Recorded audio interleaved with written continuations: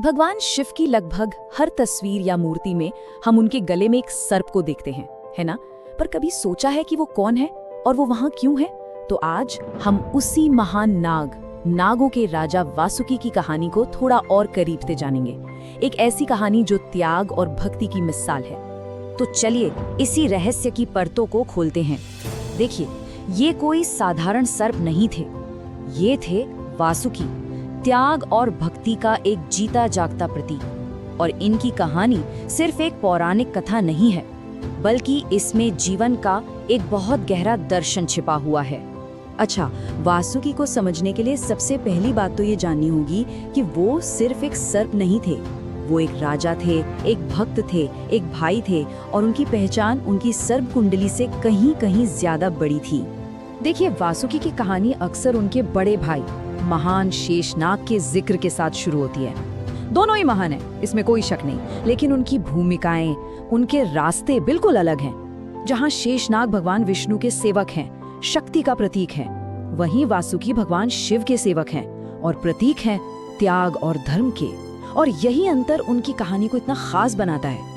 वासुकी कोई मामूली शासक नहीं थे, वो पाताल लोक में नागों के एक बहुत ही न्यायप्रिय राजा थे।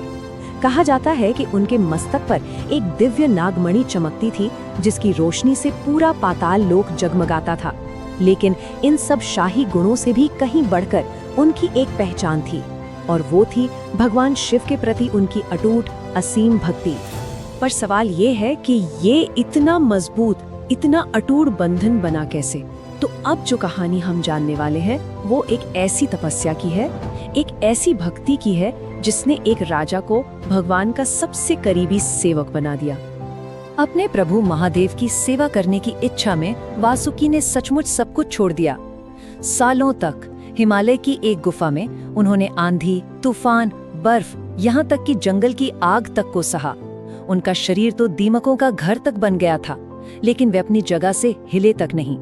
उनके मन में, उनकी हर सांस में बस एक ही नाम गूंज रहा था, शिव, शिव, शिव। और सोचिए, जब भगवान शिव उनकी तपस्या से प्रसन्न होकर प्रकट हुए और कोई भी वरदान मांगने को कहा, तो वासुकी ने क्या मांगा होगा? कुछ नहीं, बस सेवा का अधिकार। यही तो है सच्ची भक्ति, है ना?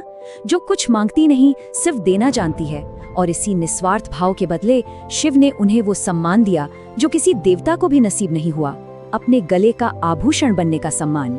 तो वासुकी की भक्ति की परीक्षा तो हो चुकी थी, पर अब बारी थी उनके शरीर और उनकी सहन शक्ति की परीक्षा की।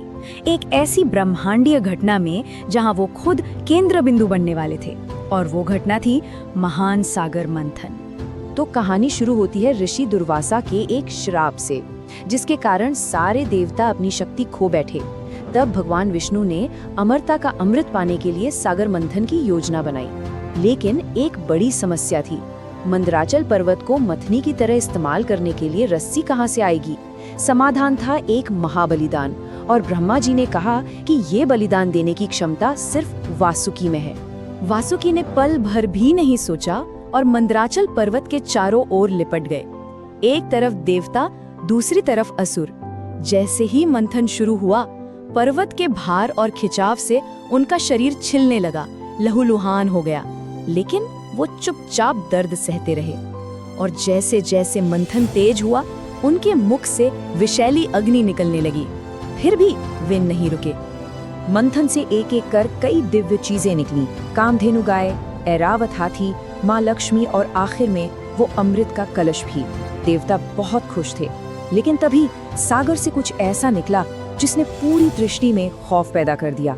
वो था हलाहल विष। जब हलाहल विष पूरी सृष्टि को ही खत्म करने लगा, तो उसे रोकने की शक्ति केवल भगवान शिव में थी। उन्होंने पल भर में उस पूरे विष को अपने कंठ में धारण कर लिया और नीलकंठ कहलाए।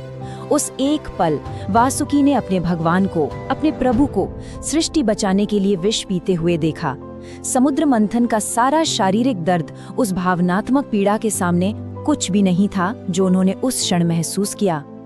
अपने भगवान को तो दर्द में देख लिया था, पर अब उन्हें अपने पूरी प्रजा को विनाश के मुहाने पर देखना था।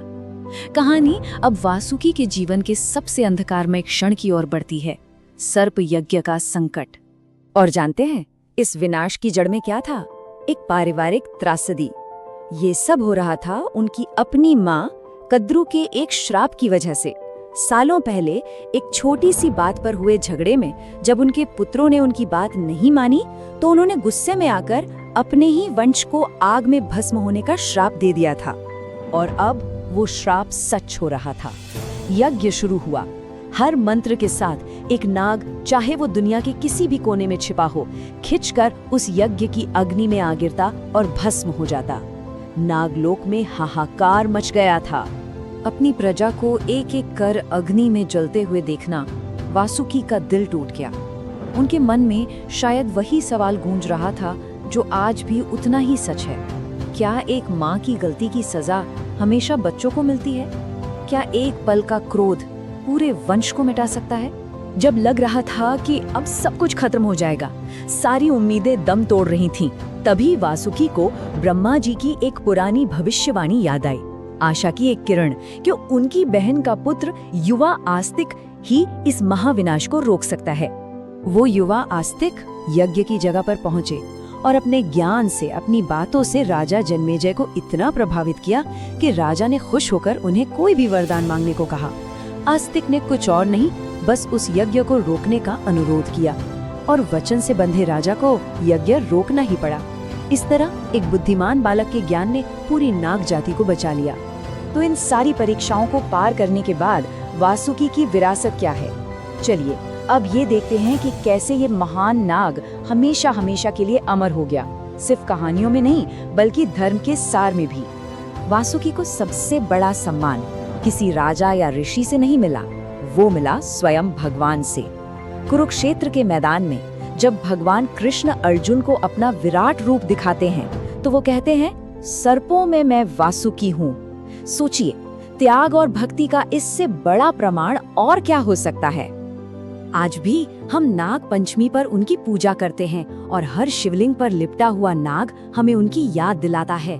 वो आज भी अपने भगवान की सेवा में है और हम सबको एक ही महान सबक सिखाते हैं कि सच्ची भक्ति कुछ मांगने में नहीं बल्कि अपना सब कुछ दे देने में है। तो अंत में सवाल ये नहीं है कि ये कहानी एक मिथक है या सच। असली सवाल ये है कि वासुकी के त्याग और उनकी निस्वार्थ भक्ति से हम सब आज अपने जीवन में क्या सीख सकते हैं। और ये एक ऐसा प्रश्न है जिसका उत्तर हम सभी को अपने भीतर खोजना है।